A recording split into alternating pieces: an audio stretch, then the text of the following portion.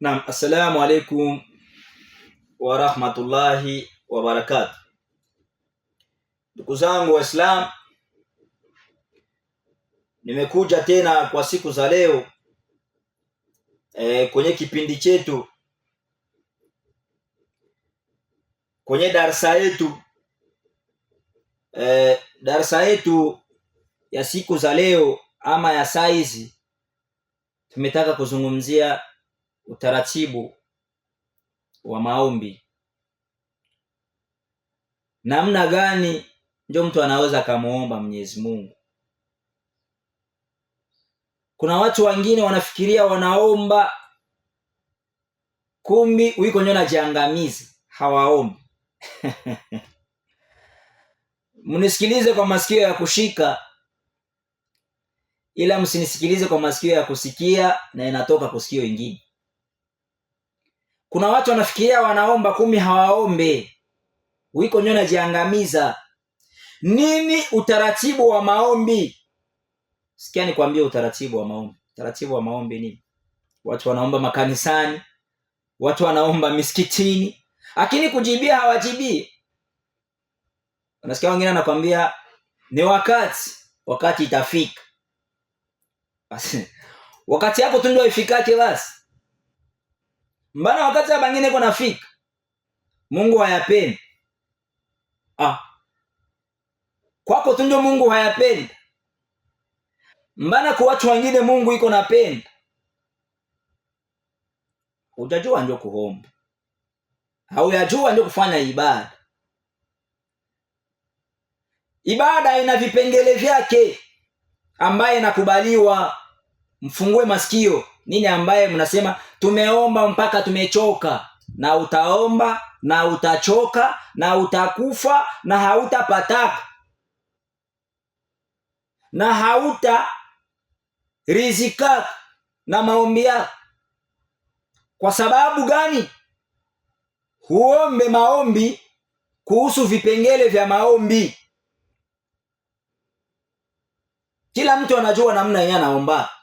Kila mtu anajua. Mimi naombaka hivi, naomba. Kila mtu anajua namna anaombaka. Lakini wengine wanapata, lakini we haupati. Kuna shida gani? Nisikilize. Teka sikio nikwambie namna gani unaweza kumuomba Mwenyezi Mungu afikie kukujibia kwa haraka. Wengine wanasema Waislamu ni warozi, Waislamu ni wachawi, hapana, na kwa Uislamu kuko watu wenyewe yuko naomba na hawapate, na washakaomba wanachoka, na wengine washakufa na hawakupata. Hawakuwa najua namna ya kuomba. Na njia kwa wao Muislamu. Kisha nitafika kwenye madini zingine, mnisikilize. Ukifaidikia ku maelezo yangu kwa Uislamu, alhamdulillah, na ukifaidikia maelezo yangu kwenye upande wengine, hivyo ni sawa. Kwanza, kitu kia kwanza, kama unataka kumuomba Mwenyezi Mungu Subhana wa Ta'ala na Mwenyezi Mungu akujibie kwa haraka, kitu kia kwanza, jirudie kwanza mwenyewe. Wewe mwenyewe unataka kuomba, jichunguze.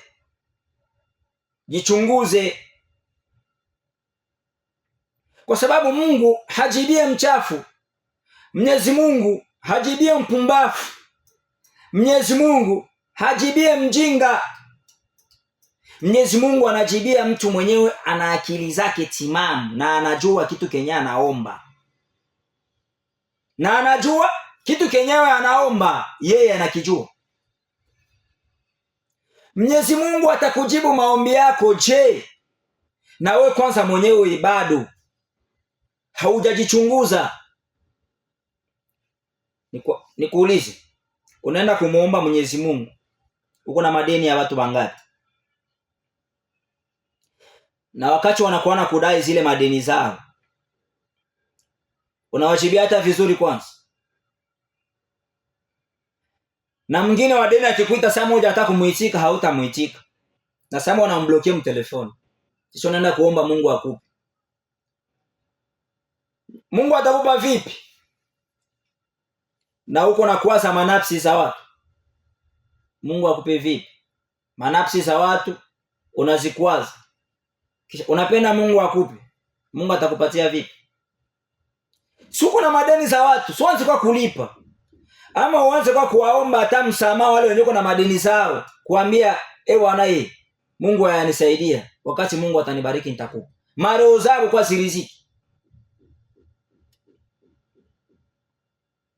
Umezini usiku kama mchana, unamaliza kuzini unakuja sasa unakuja kumuomba Mwenyezi Mungu. Atakujibia kivipi? Usifunge kwanza zina wakati uko namuomba hata Mungu basi.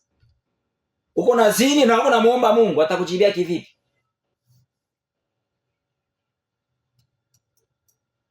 Roho mbaya wa ndugu yako wanateseka. Roho mbaya njoo yako. Unamuomba Mungu, atakujibia kivipi? Mungu hawezi kukujibia. Mungu anajua huyu mtu ananiomba ni kwa sababu tu ana shida. Lakini nikisha kumpatia saizi hapa anapotea. Na ndio anafanya sasa mabaya. Mungu atakupa kivipi? Tunamuomba Mwenyezi Mungu na anasoma ni ayati. Unawaza Mwenyezi Mungu hatusomake ni ayati? Mwenyezi Mungu anasoma ni ayati. Mwenyezi Mungu anasoma ni ayati. Wewe jitakase tu. Ukijitakasa tu na kujichunguza hapo, Mwenyezi Mungu utamuomba Mwenyezi Mungu na Mungu atakupa. Unamuomba Mwenyezi Mungu, mzazi wako anakukasirikia. Mke wako alikwambia ufukuze mzazi wako, kumfukuza mzazi wako. Kisha unaenda mkanisa unaenda kuomba. Unapenda Mungu akupe. Eske mzazi wako yuko nakufurahia? Baba yako, mama yako yuko nakufurahia? Iko na relation ya bien? Anafurahia mke hata ulimuoa? Kisha unapenda umuombe Mungu akupe mwenzako. Mungu hapatie mjinga, Mungu hapatie mpumbafu, Mungu hapatie mtu mwenye anajua huyu hata nimpe hata badilika. Tengeneza kwanza. Wandugu yako si wanateseka, wazazi wako si wanateseka. Unakula vizuri wewe, unalala vizuri wewe. Mzazi wako analala aje? Mzazi wako anakula aje? Wewe unashiba tu unalala. Kisha unaamka asubuhi unaenda kanisani. Au Muislamu unaenda hata msikitini. Muislamu sali sala 5, kuwa na kubwa ya sijida kichwani, ikuwe kama hata ndi mchachu. Utaomba utachoka, utajikuruta sijida utachoka. Kama mila yako wewe haitengemale wala mila yako haiyamfurahisha Mwenyezi Mungu, Mungu hakupi. Na utaomba na utaswali na sijida kama chapati, lakini Mungu hakupe. Kwa sababu kwanza Mungu anajua una roho mbaya. Na hata akupe hutasaidia wengine. Ndio maana nasikia imezungumza ya kwamba mkono wa kupana, kuna mkono wa kupana na kuna mkono wa kupewa. Wa kupewa huyu na wa kupana huyu. Mkono wa hivi Mungu haubariki zaidi. Msikilize. Unateka juu akupe. Lakini mkono wa hivi lakini mkono wa kupana Mwenyezi Mungu anaubariki. Unajua sababu? Nikwambie sababu. Huyu mkono unapanaka ni sherti Mwenyezi Mungu aupatie, kwa sababu na hao utaenda kupatiana. Lakini wakati wewe haupanake, hautoake makanisani, hautoake misikitini, hautoake kusaidia watu, hausaidie, Mungu atakupa juu ufanye nayo nini? Juu usaidie nani? Wewe unabakia waifi. Nipi? Atampatia Mwenyezi Mungu, atampatia huyo ambaye anafunga mkono kupatia watu wengine. Mungu hawezi kumuima kamwe, kwa sababu anajua huyo mtiko na sharje. Na ndio maana anakuambia riski ya mwenyewe anaoa na iko na watoto na riski ya mwenyewe hajaoa haiwezi kawa sawa. Tujikaze tukue mikono ya kupana, ila tusikuwe mikono ya kupokea, ya kupewa. Mkono wa kufanya hivi Mwenyezi Mungu anaufungiaka riski, kwa sababu anajua riski yake inatokeaka kwa mtu mwingine, ndio anakuja kumpa. Wewe ni njia. Umeelewa? Njoo hiyo. Mkono wa kufanya hivi, kupana, unaombaka Mwenyezi Mungu anaujibia kwa wakati. Kwa sababu Mwenyezi Mungu anajua akichelewesha tu, anachelewesha ndio watu wengi ambaye wiko na msubiri wenyewe atamteka hivi. Lakini wewe akuteka hivi, Mungu akupe wewe na ampe ni mwenyewe nakupaka. Tuepuke kuombaomba. Na ndio kuombaomba mimi nazalawisha watu hapa, hata mashehe na pasere kuombaomba. Pasere wewe uweze toa na wewe kwa unao sadaka, sutoe na wewe. Mashehe amweze kutoa. Tunasikia tulikuwa ku Ijumaa ya leo hapa, Imam Sheikh anasema tunangoya na Imam Petro Ahmad hapa pia na yeye atupachieni sadaka yake. Imamu anamaliza kuhubiri, anaingiza mkono kumfuko, anatoa naye dola yake 100. Lakini wewe sheo na ngo yako tu bato ndio bakupi. Utabakia shekhe tu wazalili. Shekhe wakazara watu watakuzarao. Kwa sababu haujisimame hapo. Na wewe shekhe sukua kwanza na fikra ya kutoa, Mungu na wewe atakupatia. Huyo Ahmad toa papi, mwenyewe alitoa amu $100 yake. Tunajua na ya zaidi anatoa.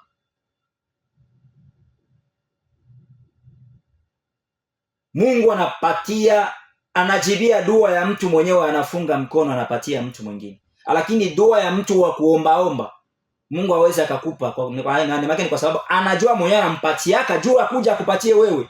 Tuepukane na mambo ya kuombaomba. Tuepukane kila mambo ya kushota mikono, nipe. Unajiroga mwenyewe, unajifanya maisha yako yanakuwa zalili. Unajaribia wewe peke hata maisha yako. Si unapenda Mungu akujibie? Mungu atakujibia vipi? Tuanze kwanza kutengeneza. Ukishamaliza kutengeneza, unajua hapa nishatengeneza, na unamuomba Mwenyezi Mungu. Kwa hiyo ambaye siku ya kumbuka kutengeneza mbele ya miku kuomba Mwenyezi Mungu, basi unisafishie. Njoo unamuomba sasa Mungu. Na unamuomba Mungu kivipi? Unamuomba Mungu kivipi? Mungu unakuja mbele yako. Mungu unipe.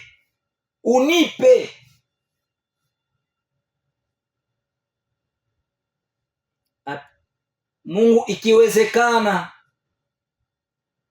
unijalie kitu fulani. Yani wewe mwenyewe huna imani, mwambie Mungu nipe kitu fulani. Sababu ni haki yako kumuomba Mungu akupe. Lakini ukisha kumuomba Mungu na mashaka, Mungu hakupe. Wewe mwenyewe tu unashakia. Hii maombi yenu niko namuomba hapa Mungu, sijui hata kama itajibiwa kweli. Na ni kweli haitajibiwa. Wasi wewe mwenyewe tuko nao mashaka. Muombe Mungu kiimani, imani yako ukaze na ukonfirmia kwamba Mungu ndio atanipa. Kisha ukishatengeneza tu kila kitu, wazazi wako iko vizuri, wanduku vizuri, hauna shida. Mungu anajibiaka mtu mwenyewe hana shida na watu. Mungu anajibiaka mtu mwenyewe watu hana fitna na watu. Watu hawamchukie, watu hawamuongee vibaya. Njoo mwenyewe Mungu anamjibiaka. Mtu mwenyewe hana maproblem. Mtu mwenyewe anasaidiaka wengine. Mtu mwenyewe anapatanisha watu. Njoo Mungu anampa. Mungu hawezi akatosha kitu chake akupatie na anajua hakina faida kwako. Pamoja. Kujua kuomba. Ndio nakwambia kuomba ina utaratibu wake. Kipengele cha kwanza cha kuomba, anza kwanza jichunguza mwenyewe. Eske hakuna kashida kweli kenye kwa mimi niko nako hata na mtu fulani? Sina deni ya mtu kweli? Eske siambiaka mtu mbaya? Eske mimi na watoto wangu tuko vizuri? Mimi na mke wangu tuko vizuri? Unaanza kwanza, unajirudia kwanza. Ukishajirudia hapo sasa ndio unakuja sasa kuona sasa ayo. Ile mambo yote ni kwenye uliona kunaweza kuwa blockage juu ya maombi yako hata kujataka, unaanza kwa kutengeneza. Ile ndio kitu cha kwanza kenye kinachaka atujibiwe. Tunakosaka kuanza kutengeneza hiyo fasi kwenyewe kulikuwa ubaya. Ndio tumuombe Mungu, tunaluka hiyo fasi tunaenda kumuomba Mungu. Mungu haweza kukujibia. Kipengele cha kwanza ni hiki kwanza, anza kwa kutengeneza. Jitengeneze. Kama una mtu ulikombana naye, muombane kwanza msamaha. Kama yeye atabakia hata kusikia sawa, mimi ulimuomba msamaha. Kwa sababu Mwenyezi Mungu amesema unaweza ukakosewa wewe. Mtu anakuja na kukosea, lakini wewe mwenyewe alikukosea, unamuomba huyo mtu msamaha. Unamuomba kwa nini? Sio kusema kama ulimkosea. Kwa sababu uko na lengo lako, unataka kumuomba Mungu jua akupe. Lakini wewe nao unafanya kiburi, jua alikukosea, ifu mimi wakati naomba msamaha. Ikishapita dakika 3, siku 3, utaenda kumuomba Mwenyezi Mungu. Kama amuombanaka msamaha wewe na ule mtu, hata kama wewe haumwekee angaliko na kuwekea, Mwenyezi Mungu hata kujibu. Wewe kwa sababu unajua objective yako, nataka kumuomba Mungu, najua maombi yangu ijibiwe, naomba nitengeneze kote kwenyewe kuna niwazia vibaya. Wewe muombe tu msamaha, kama atakataa akatae, ndio kuja sasa muombe Mungu. Lakini tunaharakisha kuluka kumuomba Mwenyezi Mungu, tunaluka kwenyewe. Mwenyezi Mungu alisemaka ukiweza hapo ukija kuniomba nitakujibu. Tuko pamoja? Namna gani mtu anaweza kumuomba Mwenyezi Mungu na Mungu ampe? Pastere jikaza kutoa na sadaka. Mapadri mjikaze kutoa na mwene masadaka. Hawa ndio mapadri matajiri, hawa ndio mapastere matajiri, si wengine wazalili, hawa ndio mashehe mapadiri, nani? Hawa ndio mashehe wa juu na hawa kinyo mashehe wa chini. Unajiweka shehe wa chini ni wewe mwenyewe tu. Haupende kujiweka wa juu. Ule alifika wa juu aje? Alifika wa juu aje? Kwa hali yenyewe alijikamata. Kwa hali yenyewe alijikamata. Tujikaze sana kujua kuomba. Na sio kukua shekhe ndio unajua kumuomba Mwenyezi Mungu. Ndio maana kuna mashekhe wengine wanaomba wazalili tu, Mungu hawapi. Lakini unaweza kuwa maamuma tu, unajua tu utaratibu yenyewe nazungumza hapo, unajua tunamuomba Mwenyezi Mungu anakupatia. Sasa nisikue mchoyo wa kupasha prinsipi ambayo unaweza kumuomba Mungu anaweza kukupa. Njoo hiyo niko nakupatia hapa. Njoo hii niko nakupatia hapa. Mtu atasema basi hasa niko nazungumza pale, maana naye hana tu. Mimi niko nayo. Natosheka na yeye yenyewe Mungu ananipa. Na sina mila kadiri watu wanajua. Naweza nikakosa, lakini aibu yangu siweze nikaambia mtu aende akanisaidia. Namulilia Mwenyezi Mungu, na usiku hautakucha nitapata riziki. Na mimi nasema alhamdulillah. Kadiri gisi watu wananijua, siko mtu wa kupita pita nyuma mgongo wa watu kwenda naomba. Naepuka. Sasa nitamuomba Mwenyezi Mungu anipe hata hiyo kidogo yangu, atainiima, kwa sababu atajua riziki yangu inaanza kupitia kwa mikono ya mtu mwingine, jua aje anipe. Ndio maana kwa watu wenyewe wananijua sina mila ya kuomba. Tupunguze mila ya kuomba. Tupunguze mila ya kulialia. Ukipata unalia, ukikosa unalia. Sasa utamuomba Mwenyezi Mungu atakupa. Hata shukrani hauna. Sasa utamuomba Mwenyezi Mungu atakupa. Ukishukuru kidogo, kesho Mungu atakupa mingi.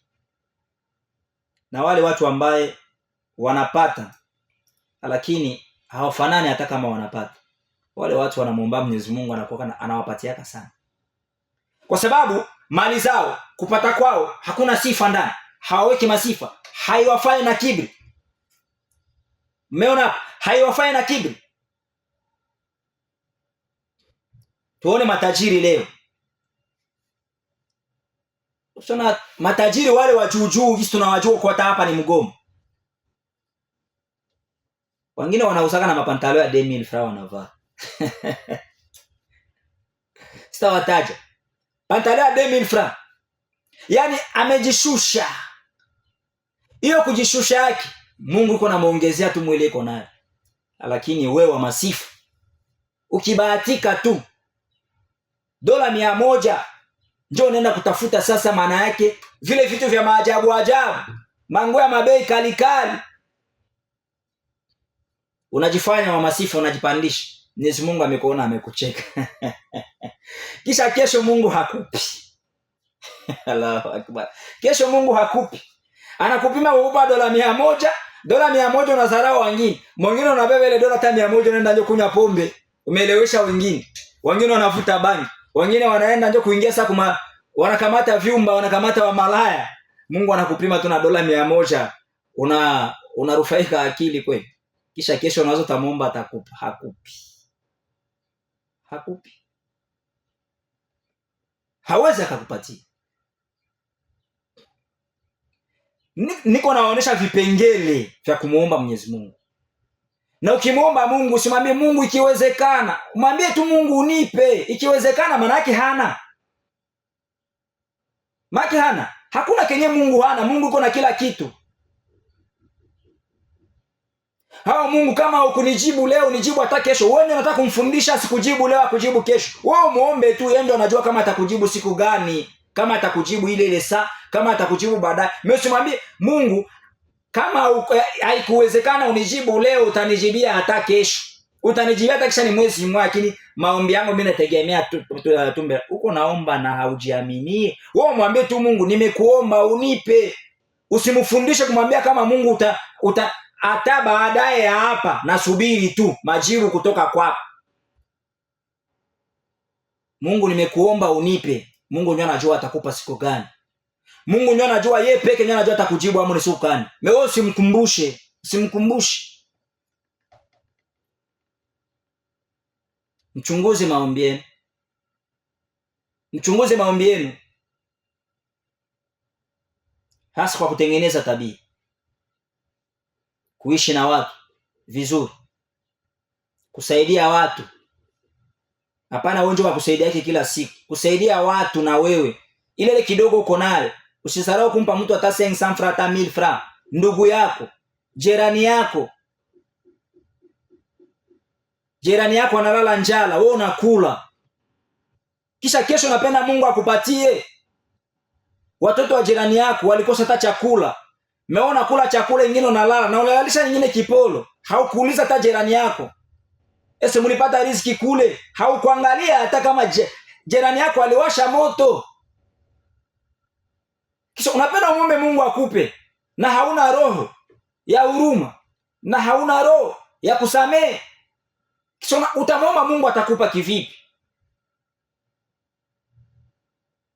Maana ulikula hata jirani yako hakula. Maana jirani yako alikosa na maji ya kunywa.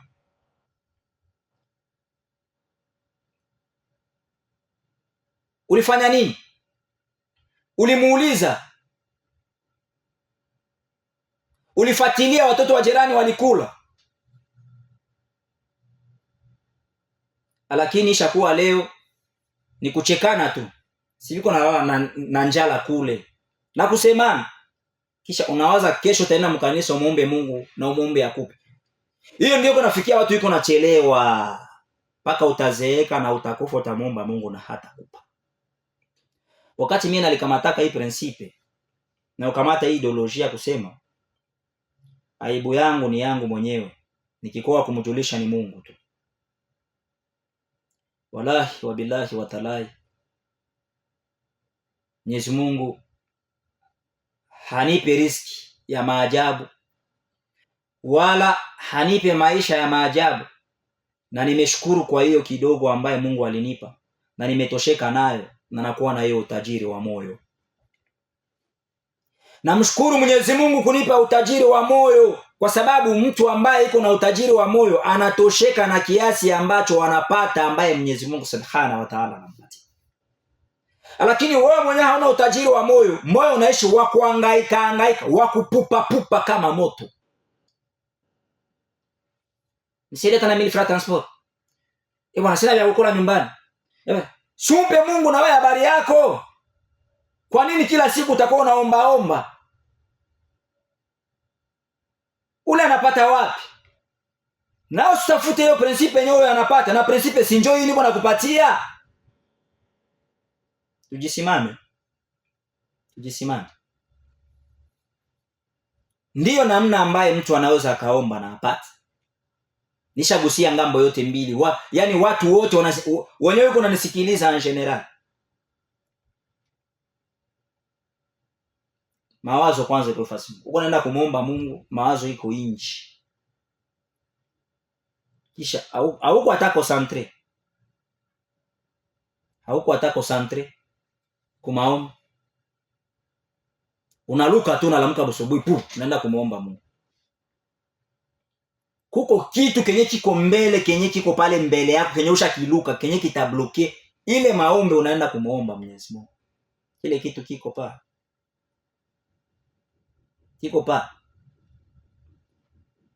Anza kwa mbele kubomola ile kitu pale.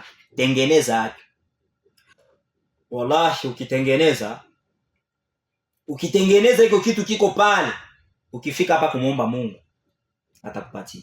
Na unaweza kwa tuko naekaa tu tajiri mmoja tu anakuja mtu mmoja anakuja kwa kazi iko hapa. Kamata. Kukupa na haukuomba ni utafauti wa kuomba na wakupe. Nielewe hapa. Nielewe vizuri. Fungua masikio. Nielewe vizuri. Kuko utafauti wa mtu kuja kukupa kitu na haukumulomba. Na kuna kukupatia kitu na uliomba. Kama mtu anakuja kukupa kitu au kumuomba, kwa hiari yake anakuja anakupa. Kama sadaka yake, huyo mtu ni Mungu ndiye anamsukuma kupitia utaratibu wako, hekima yako, mema yako. Mungu anamsukuma kuile ambaye alimpa akuja kuachie na wewe. Lakini wakati unaomba unateka mkono, mtu anaweza akakupa hata basi kwa sababu uliteka. Hakukuwa na nia ya kukupa, kwa sababu anaona umeteka mkono, njoo anakupa. Na yeye juu ya nini? Abarikiwe.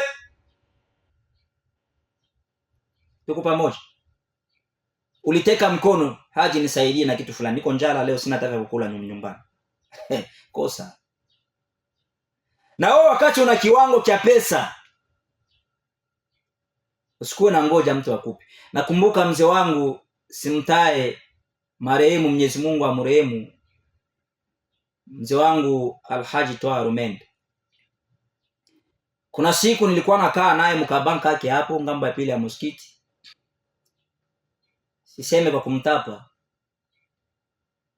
Mwenyezi Mungu amrehemu huko alipo, mzee Alhaji Toa Rumende. Tulikuwa tunakaa naye mkakiti kake hapo mbele, parcel yake pale ngambo ya pili ya msikiti ofisi. Mzee akaona mtu anakuja. Huyo mtu alikuwa mwanaume. Sitazungumza mingi, nilishawahi kumuona mimi, niko naye anafaili jambo labda mara 3. Anaona ule mzee anakuja, mtu mzima. Anamwangalia, ananiambia, Hassan, unajua ule baba ana tatizo.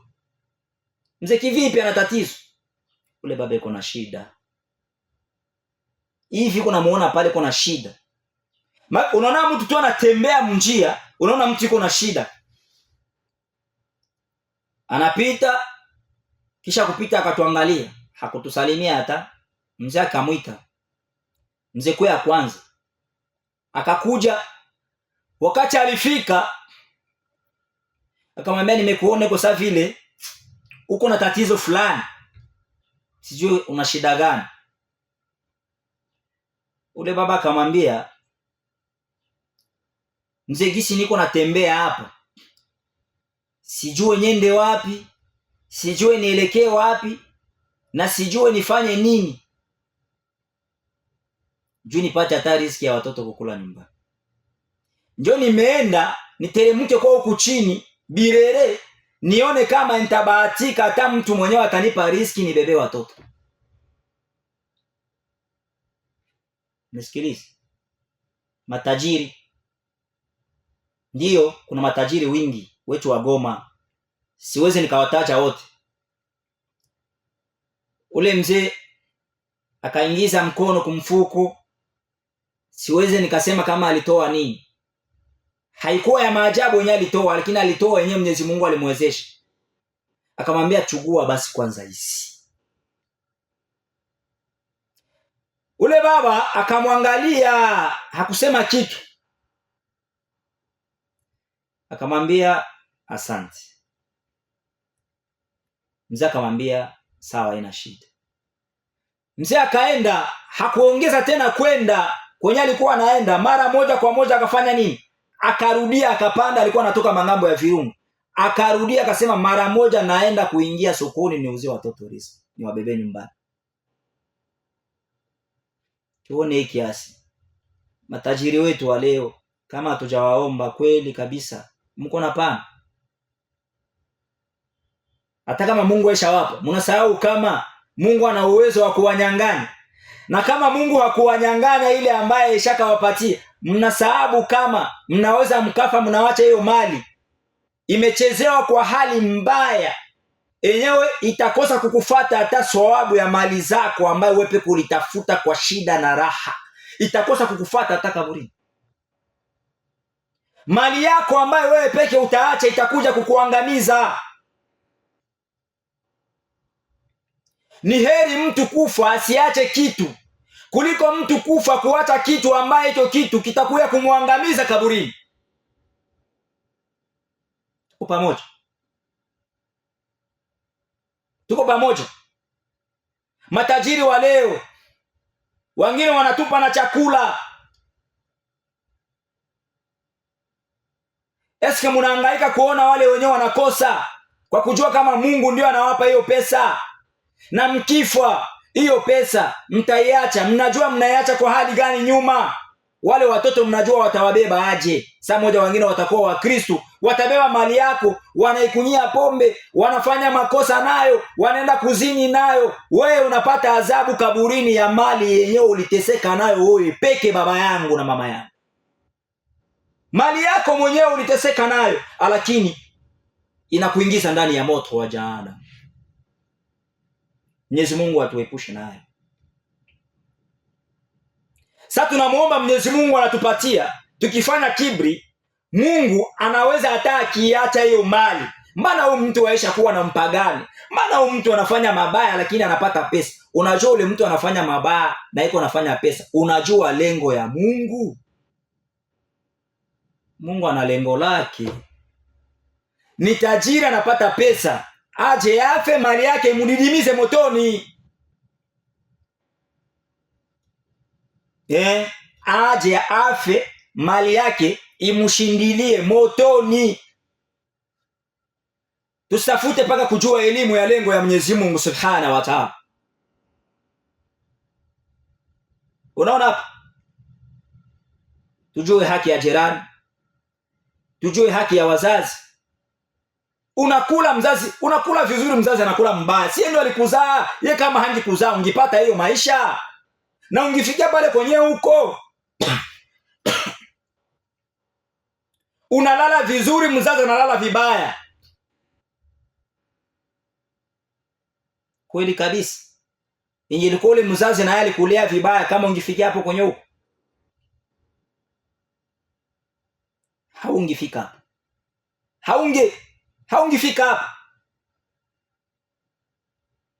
Ndugu zangu, anayetumainia mwanadamu amelaaniwa.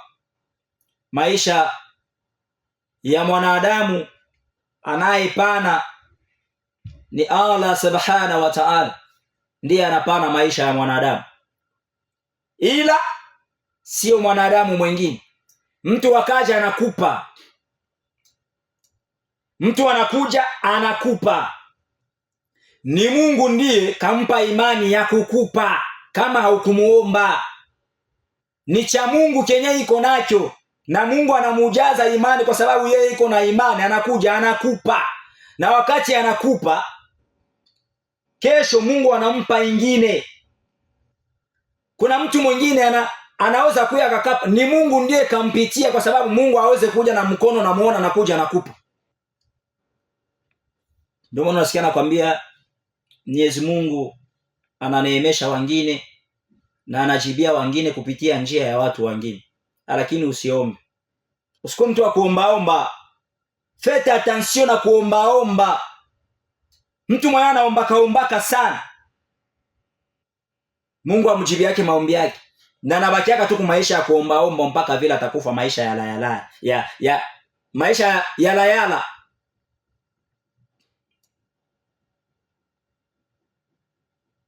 Ni heri wakupe na haukuomba. Leo watu washaka jizaralisha. Tunajua. Basi tunakomea hapa. Aliyekuwa na masikio ya kushika amesikia, na mwenye hana basi. Hiyo ndio utaratibu wa nini? Utaratibu wa kuomba. Kumada yetu ya siku za leo, hii kipengele cha namna gani mtu unaweza kumuomba Mwenyezi Mungu. Mambo ni mengi, hatuwezi tukamaliza kwa sababu minute ni ndogo ndogo. 30 ya 35 minutes tunamaliza. Ila mambo ni mengi, ndio maana tunakuwa tunatia namba 0997552677. 0997552677. Kama uko mbali WhatsApp tayari, kama uko karibu unaweza ukapika. Kama una swali unauliza, ikitushinda kukujibia tutauliza wenye elimu ya juu yetu, kwa sababu sisi hatuko mashehe, lakini tuko wazungumzaji tu. Asalamu alaykum wa rahmatullahi wa barakatuh.